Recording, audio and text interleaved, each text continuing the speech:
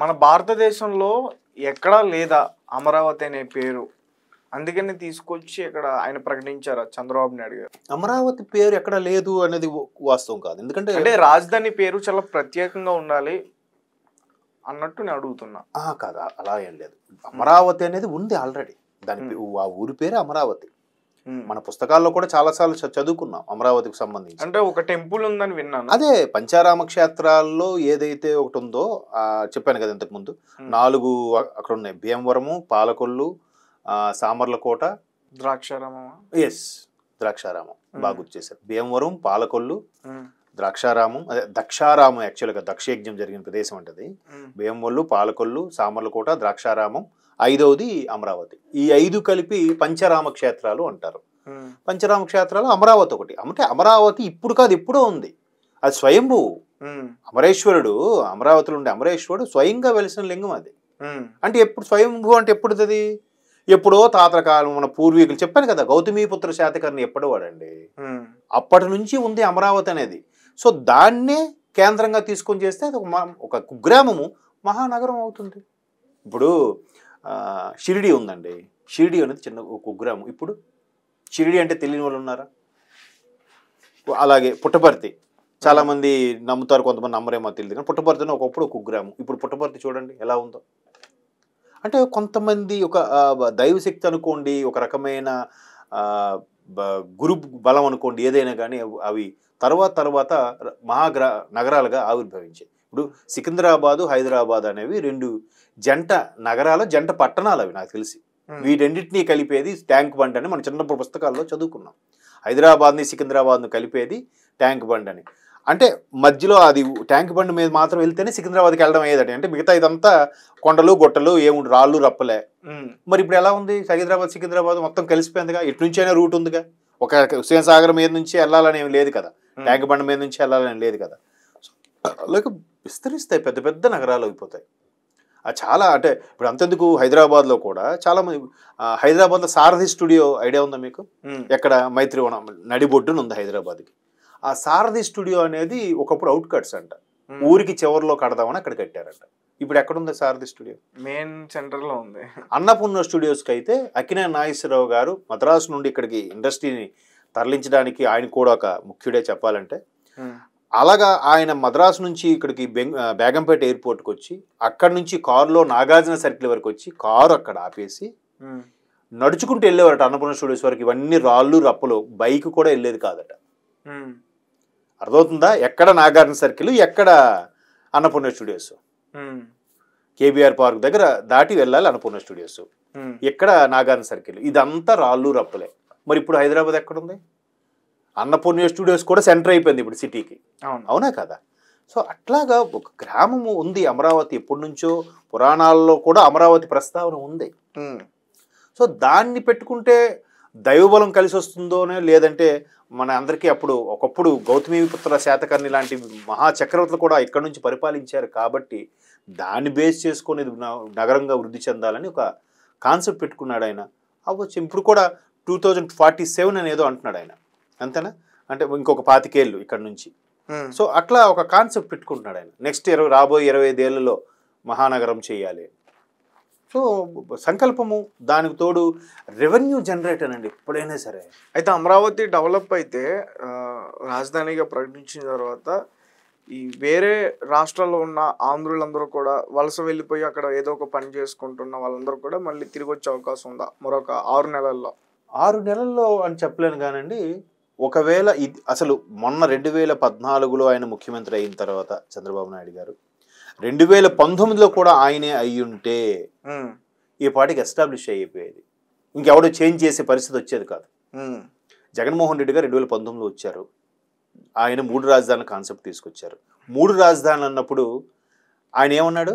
Legislative capital Visakhapatnam, administrative capital Vijayawada, judiciary capital Kurnool అన్నాడు. అంటే న్యాయపరమైనదంతా Kurnool, administration అంతా విజయవాడ, ఇది మిగతాదంతా కూడా అక్కడ, అసెంబ్లీ ఇదంతా కూడా అక్కడ అన్నాడు. ఇప్పుడు ఒక్క అసెంబ్లీ సమావేశం వైజాగ్లో పెట్టాడా? పెట్టలేదుగా. మరి క్యాపిటల్ అన్నప్పుడు ఈయన ఇక్కడే ఎందుకు ఉండాలి? అక్కడికి వెళ్ళి ఇల్లు కట్టుకోవచ్చు కదా. ఆయన తలుచుకోవాలంటే 3 నెలల్లో బిల్డింగ్ లేపిలాడా. వైజాగ్లో కూడా ఎందుకు కట్టలేదు? ఏదో మబ్బి పెడదాము, ఏదో మసిబూసి మారేడుగా చేద్దాం అనుకుని ఏదో ప్లాన్లు వేసారండి. ఏం వర్కౌట్ అవ్వలేదు. ఊరికే ఊరికే ఊరికే తాంచుతూ నాంచుతూ తచ్చాడుతూ అలాగా 5 ఏళ్ళు గడిపేశారు. 2020 దసరా తర్వాత అక్కడికి వెళ్ళిపోతాను, 21 దసరా తర్వాత వెళ్ళిపోతా, 22 దసరా తర్వాత అక్కడ వెళ్ళిపోతా, 23 దసరా తర్వాత వైజాగ్ వెళ్ళిపోతా, 23 దసరా 24లో కూడా ఏం చెప్పారు, సంక్రాంతి తర్వాత ప్రమాణ స్వీకారం అక్కడి నుంచే చేస్తా అని. ఏమైంది? ఆయన తలుచుకుంటే ఎంతసేపు అండి, ముఖ్యమంత్రి తలుచుకుంటే. మరి ఎక్కడ అమరావతి అంటే ఇష్టం లేదు, చంద్రబాబు గారు పెట్టింది అసలు చేయకుండా ఉన్నప్పుడు ఆయన తాడేపల్లిలో అమరావతి అదే ఏదైతే క్యాపిటల్ రీజన్లో భాగమో అక్కడే ఎందుకు ఇల్లు కట్టుకుని ఉండాలి ఆయన? ఆయన ఇష్టం లేదు కదా. పైగా ఆ ప్రజావేదిక అయితే కూల్చారు, మరి అసెంబ్లీ కూల్చగలిగారా? హైకోర్టు కూల్చగలిగారా? మరి అవన్నీ ఎందుకు చేయలేదు? ఆయన అక్కడ అసలు ఎందుకు ఉండాలి ఇష్టం లేనప్పుడు? అంటే దీని క్లియర్ కట్ పిక్చర్ కనపడుతుంది. ప్రజావేదిక కూల్చారంటే అది ప్రజల యొక్క సొమ్ము దుర్వినియోగం అయినట్టే. అంతే కదా. నాదేం పోయింది, నాకేం నష్టమా? పోనీ ఇప్పుడు కూడా ఆయన ఏమంటున్నారు అంటే, ఇప్పుడు సందర్భం అది కాదేమో, వీళ్ళ ఆప్యాయతలు ఏమయ్యాయో, వీళ్ళందరూ అనురాగాలు ఏమయ్యాయోనేమో ఆయన వాపోతున్నాడు. నిజమే, వీళ్ళందరికీ ఎవరు డబ్బులు ఇచ్చారు? మీ పాకెట్లో ఏమి ఇవ్వలేదుగా. మళ్ళీ ప్రజలదే ఇసుకది, లెక్కరది, ట్యాక్సులు, ప్రతి శాఖకి సంబంధించినవన్నీ దారి మళ్లించేశారు. సర్పంచులకి ఏం వాల్యూ లేదు, మంత్రులకే వాల్యూ లేకపోతే సర్పంచులకి ఏముంటుందండి. సో మొత్తానికి ఆ అమరావతి అనేది అలా చేసేసారు. పోనీ అలాగని ఇప్పుడు చంద్రబాబు గారు అసెంబ్లీ ఇంకా కట్టకముందు అసెంబ్లీ కోసం బిల్డింగ్ ఇప్పుడు ఏదైతే సమావేశాలు అవుతున్నాయో ఆ బిల్డింగ్ కూడా లేని రోజుల్లో ఈయన ఆంధ్ర యూనివర్సిటీలో అసెంబ్లీ సమావేశాలు పెట్టాడు ఈయన చంద్రబాబు నాయుడు. మీకు గుర్తుందో లేదో, స్టార్టింగ్లో ఇప్పుడు 2020 స్టార్టింగ్లో అసెంబ్లీ సమావేశాలు అయితే మరి ఈయన కనీసం అదేనే చేశాడా? అసెంబ్లీ సమావేశాలు ఎక్కడొద్దు, నాకు ఇది నచ్చలేదు, ఈ క్యాపిటల్ కాదు, వైజాగ్లో పెడదామని చెప్పి మరి వైజాగ్లో పెట్టచ్చు కదా. ఏదో ఒక బిల్డింగ్ తీసుకుని ఆర్ఎన్బి వాళ్ళతో అక్కడ వైజాగ్లో సెపరేట్గా గవర్నమెంట్ సర్క్యూట్ హౌస్ అని ఒక బిల్డింగ్ ఉంటుంది, చిన్న గుట్టలాగా ఉండి. అంటే గవర్నమెంట్ హైర్ అఫీషియల్స్ పెద్ద వాళ్ళు ఎవరు వచ్చినా కూడా అక్కడే స్టే చేస్తారు. ఇప్పుడు అక్కడ ఉండొచ్చు కదా ఈయన, ఆ గవర్నమెంట్ సర్క్యూట్ హౌస్లో.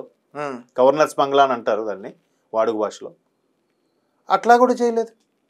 ఈయన వెళ్తాడంటే అప్పటికప్పుడు అధికారులు అరేంజ్ చేయారేంటండి? ఆర్ఎన్బి బంగ్లావో ఏదో పెట్టరా? లేదంటే 3 నెలల్లో బిల్డింగ్ లేపేలేరా? అవేం చెయ్యాలనుకుంటే ఏదైనా చెయ్యొచ్చు.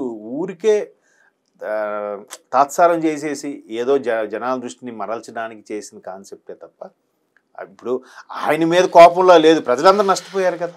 అక్కడ ఇప్పుడు అమరావతి రైతులు అక్కడ అమరావతి రాజధాని వస్తుంది అనుకొని వాళ్ళు భూములు ఇచ్చేసి వాళ్ళకి ప్రభుత్వం నుంచి కొంత దాన్ని ఏమంటారు రికవరీ కింద కొంత అమౌంట్ ఇస్తే దాంతో కొంతమంది ఇక్కడ అభివృద్ధి అయిపోద్ది, బీభత్సమైన కన్స్ట్రక్షన్స్ వస్తాయి, కంపెనీలు వస్తాయి అనే ఉద్దేశంలో ఒక్కొక్కరు ట్రాక్టర్లు, బుల్డోజర్లు, డ్రిల్లింగ్ మిషన్లు ఇవన్నీ కొనిపెట్టుకున్నారు. వాళ్ళు కన్స్ట్రక్షన్కి మనం అద్దెకిస్తాము, మనకు ఉపయోగపడుతుంది, మనకు ఆ విధంగా కూడా డబ్బులు వస్తాయి, మనకి ఇంకా ఆధారం ఏం లేదు. రైతులు భూములు ఇచ్చిన రైతులు ఏం చేస్తారండి? దాన్ని కూడా వీళ్ళు ఎలా చేశారు, ఆ పంట భూములు నాశనం చేస్తున్నారు అని చెప్పి చెప్తున్నారు. మరి పంట భూములు నాశనం చేసేస్తే పంటల మధ్యలో ఆ పంటల మధ్యన ఆ నాయకుడు ఎందుకు ఇల్లు కట్టుకొని ఉన్నాడు? మరి మీరు ఎప్పుడైనా తాడేపల్లి అది వెళ్ళి చూస్తే ఆ ఏరియా అంతా కూడా అక్కడక్కడ అపార్ట్మెంట్లో మధ్యలో పంట పొలాలు కూడా కనిపిస్తూ ఉంటాయి. మరి ఎట్లా?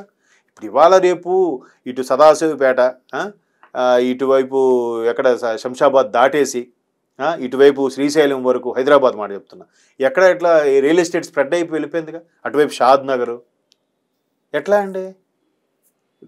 కన్స్ట్రక్షన్ రియల్ ఎస్టేట్ వెళ్ళిపోతుంది కదా. మరి పంట భూములు కూడా ఇదైపోతున్నాయి కదా.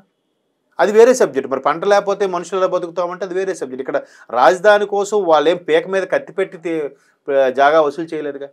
దీనికి సంబంధించి కేటీఆర్ గారు, మాజీ మంత్రి కేటీఆర్ గారు కూడా ఇప్పటి వరకు హయ్యెస్ట్ అర్బన్ ఏరియా ఉన్నది మందే రికార్డ్, అది హైదరాబాదే ఎక్కువ హయ్యెస్ట్ అర్బన్ ఏరియా ఉంది, ఇంక దేనికి లేదు. లక్కీగా మనకి అమరావతి అవ్వలేదు కాబట్టి, లేదంటే అది ఫస్ట్ ప్లేస్లో ఉండేది అని అన్నాడు ఆయన. మరి చూసారా, కేటీఆర్ అంత విజనరీ ఐటీగా చాలా బాగా చేశాడు కదా ఆయన. ఏ మాటకి ఆ మాట చెప్పుకోవాలి. చంద్రబాబు గారు పెట్టిన దాన్ని ఆయన పెట్టిన కంపెనీలు వెళ్ళిపోండి అని ఏమనలేదుగా. దాన్ని ఇంకో మెట్టుకు తీసుకెళ్ళాడు ఆయన. సో ఆయన ఏం చెప్పాడు, అసలు నిజంగా అమరావతి కానీ ఈరోజు ఎస్టాబ్లిష్ అయ్యి ఉంటే హైదరాబాద్ కన్నా హయ్యెస్ట్ అర్బన్ ఏరియా అయ్యి ఉండేది ల్యాండ్ ఎక్విజిషన్ది. అది అవ్వలేదు కాబట్టి మందే హైదరాబాదే ముందు స్థానంలో ఉందని కూడా చెప్పాడు ఆయన ఎన్నికల్లో. అర్థం అంటే ఎంత కష్టపడకపోతే, ఎంతమంది కాంప్రమైజ్ చేయకపోతే, ఎంతమందిని ఒప్పించకపోతే అంత ల్యాండ్ ఎక్విజిషన్ జరుగుతుంది, అంత స్థలాన్ని గ్యాదర్ చేయడం జరుగుతుంది చెప్పండి కదా. మరి దాన్ని ఏం చేశారు? బూడిద పోసిన పన్నీర్లా అయిపోయింది. ఒకవేళ అమరావతి బాగా డెవలప్ అయితే సగం హైదరాబాద్ ఖాళీ అయిపోతుంది. అలా అనుకుంటారు కానీ అప్పటికి ఇంకా జనాభా పెరుగుతుంది కదా. ఇప్పుడు జనాభా హైదరాబాద్లో అధికారికంగా 1,20,00,000. అనధికారంగా ఎంత ఉంది? ఇంకో 30 లక్షలు ఎక్స్ట్రా ఉంది, 30-40. ఇప్పుడు హాస్టల్లో వచ్చి చదువుకున్న 30-40 లక్షలు ఆంధ్రప్రదేశ్ చెందిన వాళ్ళు అయి ఉంటారా? అయి ఉంటారు ఖచ్చితంగా. అంత మాత్రాన పెద్దగా పడిపోదు, ఎందుకంటే ఇది ఆల్రెడీ ఎస్టాబ్లిష్ అయింది, మహానగరంగా రూపుదిద్దుకుంది. అయితే ఏంటంటే ఇంకా కొద్ది టైం పడుతుంది, ఈలోగా జనాభా కూడా పెరుగుతుంది కాబట్టి అక్కడికి అది సరిపోతుంది. ఇప్పుడు ఒక్క హైదరాబాదే ఖాళీ అవుద్ది ఎందుకు అనుకుంటారు? ఈవెన్ ఉత్తరాంధ్ర నుంచి వచ్చేవాళ్ళు కూడా అమరావతిలో సెటిల్ అవ్వచ్చు, రాయలసీమ నుంచి వచ్చేవాళ్ళు అమరావతిలో సెటిల్ అవ్వచ్చు, లేదా కొన్ని కంపెనీలు బెంగళూరుకి హైదరాబాద్ ధీటుగా అమరావతిలో కూడా స్టార్ట్ అయ్యాయి అనుకోండి. స్టార్ట్ అయితే అప్పుడు ఆ పక్క రాష్ట్రాల్లో కూడా వస్తారు కదా. ఒక్క హైదరాబాదే ఖాళీ అయిపోతుందని మీరు అడిగిన ఆలోచన నాకు అర్థమైంది ఏంటంటే, సంక్రాంతి టైంలో మనకి మ్యాక్సిమం అందరు సంక్రాంతి గురించి హైదరాబాద్ చాలా నిర్మానుష్యంగా ఉన్నట్టు అనిపిస్తుంది, రోడ్లు ట్రాఫిక్ ఏ లేక 2-3 రోజులు సంక్రాంతి టైంలో. మొన్న ఎలక్షన్స్ టైంలో కూడా మీరు అబ్జర్వ్ చేస్తే చాలామంది ఓటేయడానికి వెళ్ళినట్టున్నారు. ఒకసారి మరలా సంక్రాంతి టైంలో అనిపించింది ట్రాఫిక్ అది లేక ఆ ఎలక్షన్ పోలింగ్ రోజు. సో ఎక్కువ మంది హైదరాబాద్లో ఇండియాలో ఉండే ప్రపంచ దేశాల వాళ్ళు ఉన్నారు, ఇండియాలో ఉండే 29 రాష్ట్రాలు చెందిన వాళ్ళు ఉన్నారు కాదనట్లేదు. బట్ ఆంధ్రులు ఎక్కువ మంది ఉన్నారు, ఇక్కడ సెటిల్ అయిపోయిన వాళ్ళు, సెటిలర్స్గా ఉన్నవాళ్ళు చాలామంది ఉన్నారు. వీళ్ళందరూ అటువైపు రిలేషన్స్ ఉన్నాయి కాబట్టి రిటైర్ అయ్యాక వెళ్ళి అక్కడ సెటిల్ అవుదాం అనుకున్న వాళ్ళు అట్లా ఉండొచ్చు, కానీ తక్కువ పర్సంటేజ్ ఉంటుంది. మేబీ ఇప్పటికే రెండోసారి కూడా బాబు గారు వచ్చి ఉంటే ఒకలా ఉండేదేమో. ఎంత కాకపోయినా ఒక 20-30 లక్షల మంది, 20 లక్షలు కాదు 10 లక్షల మందిని వెళ్ళేవారేమో.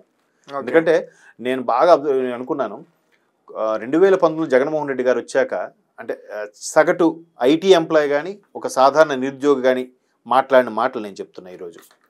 19 అబ్బా జగన్మోహన్ రెడ్డి గారు వచ్చారా, ఈయన ఒక ఛాన్స్ అంటున్నారు కదా, ఈయన ఒకసారి చూద్దాం ఎలా చేస్తాడు, ఎందుకంటే ఈయన బిజినెస్ మ్యాన్ కదా, మంచి బాగా కంపెనీలు అవి తీసుకొస్తాడు, మంచి డెవలపింగ్ చేస్తాడు, పైగా కసి మీద వచ్చాడు కాబట్టి ఈయనకి లేనిది ఏముంది, బోల్డ్ డబ్బు ఉంది, ఈయనకి డబ్బు గురించి ఎక్కువగా ఆశపడ్డు, ఖచ్చితంగా డెవలపింగ్ అన్నీ చేస్తాడు, పథకాలు డెవలపింగ్ అన్నీ చేస్తాడు అని అనుకున్నారు అందరూ. తీరా చూస్తే ఆయన బయటికి రావనే లేదు, ఒక కంపెనీ రాలేదు. ఎంతసేపు అభివృద్ధి ఏంటంటే ఆ హార్బర్లో ఏవో చేశామని చెప్తున్నాడు ఆయన. ఎందుకు మద్రాసు డెవలప్ అయిందంటే because of harbour, Mumbai develop అయిందంటే బికాజ్ ఆఫ్ హార్బర్ అంటాడు. మరి బెంగళూరు డెవలప్ అయిందిగా, అహ్మదాబాద్ డెవలప్ అయిందిగా, హైదరాబాద్ డెవలప్ అయిందిగా. హైదరాబాద్కి హార్బర్ ఉందా? అదేదో ఆపరేషన్ దుర్యోధన సినిమాలో వాడు అంటాడు లేదు, హైదరాబాద్కి సముద్రాన్ని తీసుకొస్తా అని. మరి బెంగళూరు, అహ్మదాబాదు, హైదరాబాదు, ఇండోరు, రూర్కీ ఇవన్నీ ఎట్లా, ఢిల్లీ ఉంది, ఢిల్లీ ఎలా డెవలప్ అయిందంటారు? పాట్నా, లక్నో, డెహ్రాడూన్ అంత మంచు ప్రదేశాలు కూడా బీభత్సంగా డెవలప్ అయ్యాయి. ఎట్లా అయ్యాయి? హార్బర్ ఉంటేనే అవుతాయి. అవి డెవలప్ అయ్యేదంటే ఒక ఆ 4 హార్బర్లే చెప్తుంటారు వీళ్ళు. అదే కాదు కదా, హార్బర్ ఒక్కటే కాదు కదా. సో కాబట్టి అది మళ్ళీ రాజకీయంగా అటు వెళ్ళిపోతుంది. కానీ ఆయనకి ఇష్టం లేదు, ఏదో ఆయన ఆలోచన విజన్ ఏంటో తెలియదు కానీ అలా చేసేసాడు. ఇప్పుడు ఇంటర్నేషనల్ ఎయిర్పోర్ట్ కూడా చంద్రబాబు హయాంలోనే శాంక్షన్ అయింది కదా. ఎందుకు ఇంటర్నేషనల్ ఎయిర్పోర్ట్కి ఆయన అంత పట్టుబట్టాడు?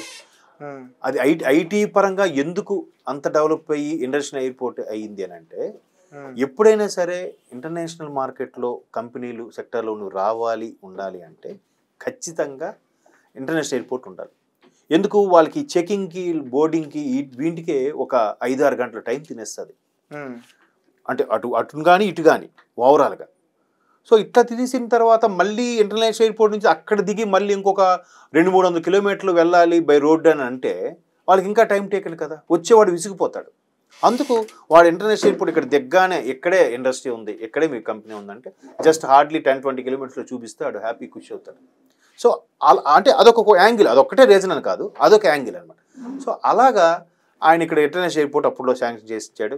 అఫ్ కోర్స్ ఆయన దిగిపోయిన తర్వాత అది ఓపెన్ అయింది, దాన్ని రాజీవ్ గాంధీ ఇంటర్నేషనల్ ఎయిర్పోర్ట్గా మార్చారు. కానీ ఇప్పటికీ డొమెస్టిక్ ఎయిర్లైన్స్కి ఎన్టీఆర్ పేరే ఉంది, తెలుసా మీకు? ఎన్టీఆర్ విమానాశ్రయం అనే ఉంటుంది. ఇంటర్నేషనల్ ఎయిర్పోర్ట్ లైన్ మాత్రం రాజీవ్ గాంధీ ఇంటర్నేషనల్ ఎయిర్పోర్ట్గా పెట్టారు. అదే పేరుని పెట్టేస్తే అయిపోయేది కదా. రాజశేఖర రెడ్డి గారు అలా చేయలే. మన తెలుగువాడి పేరు అంత గొప్పగా ఉండేది. ఇప్పుడు కర్ణాటక వాళ్ళు చూసుకోండి, కెంపెగౌడ ఇంటర్నేషనల్ ఎయిర్పోర్ట్ అని ఉంటుంది. కెంపెగౌడ అనే ఆయన బెంగళూరు సిటీని డిజైన్ చేసిన ఆయన.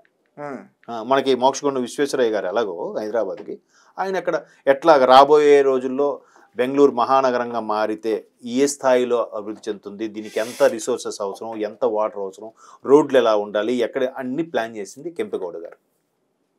సో వాళ్ళు కన్నడ వాళ్ళ పేరు పెట్టుకున్నారు, తమిళ వాళ్ళు పేరు పెట్టుకున్నారు, మహారాష్ట్ర వాళ్ళు ఛత్రపతి శివాజీ టెర్మినల్ అని ఏదో ఉంటుంది, తర్వాత బెంగాల్ చూస్తే నేతాజీ సుభాష్ చంద్రబోస్ ఇంటర్నేషనల్ ఎయిర్పోర్ట్ అని ఉంటుంది. ఏ రాష్ట్రం చెందిన ఆ రాష్ట్రం చక్కగా ఉంది కదా, మనకి అలాగ ఉంటే బాగుండేది కదా. అట్లా మరి ఇప్పుడు కూడా ఆయన మరలా ఆయన వచ్చిన తర్వాత విజయవాడ గన్నవరం ఎయిర్పోర్ట్ నుంచి కానీ, వైజాగ్ ఎయిర్పోర్ట్ నుంచి కానీ సింగపూర్కి, మలేషియాకి అట్లీస్ట్ వీక్లీ 2-3 ఫ్లైట్స్ స్టార్ట్ అయ్యాయి. అంతకుముందు లేవు. అంతకుముందు వైజాగ్కి మహా అయితే హైదరాబాద్కి, ముంబైకో, ఢిల్లీకో ఉండేదంట అంతే, చెన్నైకో సంథింగ్. రోజుకో 2 ఉండి నాకు తెలిసి, అది కూడా ఈవినింగ్ 2 ఉండి 4:30 కోటి 5:30 కోటి ఉండేది, 2 ఫ్లైట్లు ఉండేవి. ఆ తర్వాత మెల్లగా మద్రాసుకో, అదే చెన్నై కోటిను, ఆ తర్వాత ముంబైకి, ఢిల్లీ కోటి అట్లా ఉండేవి. అంటే ఇట్లా ఇంటర్నేషనల్ ఎయిర్పోర్ట్ ఎంత ప్రాధాన్యత అనే దాని మీద ఆయన అలాగా స్టడీ చేసి, అసలు బిల్ క్లింటన్, బిల్ గేట్స్ లాంటి వాళ్ళతో అపాయింట్మెంట్ అంటే మాటలా. ఓకే, బిల్ గేట్స్ వచ్చాడు, బిల్ క్లింటన్ వచ్చారు అప్పుడు అమెరికా అధ్యక్షుడిగా ఉన్నప్పుడు సైబర్ టవర్స్ ఓపెనింగ్కి. మరి బిల్ గేట్స్ అనే వ్యక్తి అసలు ఎవ్వరికి మ్యాక్సిమం 15 మినిట్స్ కంటే ఎక్కువ అపాయింట్మెంట్ ఇవ్వడంట. ఈయనకి కూడా ముందు అలాగనుకుని 15 మినిట్స్ అపాయింట్మెంట్ ఇస్తే 45 మినిట్స్ కూర్చోబెట్టాడు ఈయన. ఎట్లా మరి ఆ క్రెడిట్ ఎవరిదంటారు? రాజకీయ పరంగా విమర్శించవచ్చు, కాదనట్లేదు, కానీ మంచి ఉంటుంది, చెడు మంచి మాట్లాడుకోరే, చెడే మాట్లాడతారు ఎంతసేపు. నోరెత్తితే అక్కడ ఎప్పుడో మామకు ఎన్ని పొడిచారు అంటారు, ఏదో చెప్తారు. ఇది కూడా మాట్లాడుకోవాలి కదా. ఇప్పుడు హుద్హుద్ ఉంది, హుద్హుద్ ఉత్తరాంధ్రాన్ని కబలించేసింది 2014 తర్వాత. ఇప్పుడు 14 ఇప్పుడు కాల ఆయన ఏం చేశాడు, శ్రీకాకుళంలోనో ఎక్కడో ఉంటూ పొద్దున్న 4:30 నుంచే మార్నింగ్ ఎర్లీ అవర్స్ టెలికాన్ఫరెన్స్ పెట్టి ఎక్కడికక్కడ పోల్స్ అప్ చేశారా లేదా, అన్ని రోడ్లు క్లియర్ చేశారా లేదా అని ఈయన అధికారులను వెంట పడుతుంటే